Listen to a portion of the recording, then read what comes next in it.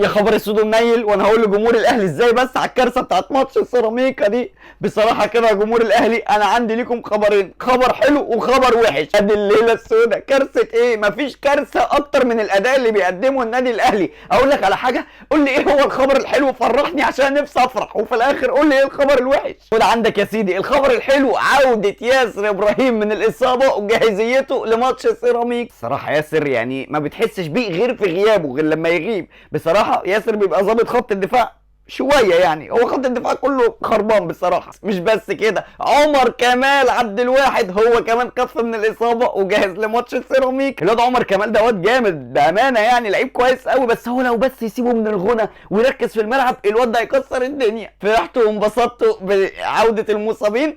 خدوا بقى الغيابات رسميا. غياب احمد السيد زيزو عن مباراه سيراميكا كليوباترا. الحمد لله عندنا 2 لعيبه كفوا من الاصابه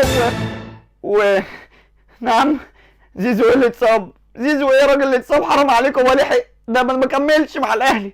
عامة يعني الف سلامة عليك يا زيزو. مش مشكلة بقى اللي يسد بقى امام عاشور، يعني طالما زيزو مش جاهز امام عاشور هو اللي يسد. امام لا اطمن، امام كويس، امام كويس، هو قاعد في المستشفى كويس دلوقتي، لان امام عاشور جاله بعيد عنك فيروس ايه ما تفهمش، كل ايه من بره، عشان كده جاله فيروس ايه، عشان مش عارفين هو كل ايه جاله فيروس ايه. امام كمان متصاب، جاله منين فيروس ايه ده؟ ولا انا اول مرة اسمع عن الكلام ده. هو في ايه؟ حد ضرب عين عندنا في النادي الاهلي؟ انا مش فاهم في ايه. ما تسيبونا في حالنا يا جدعان.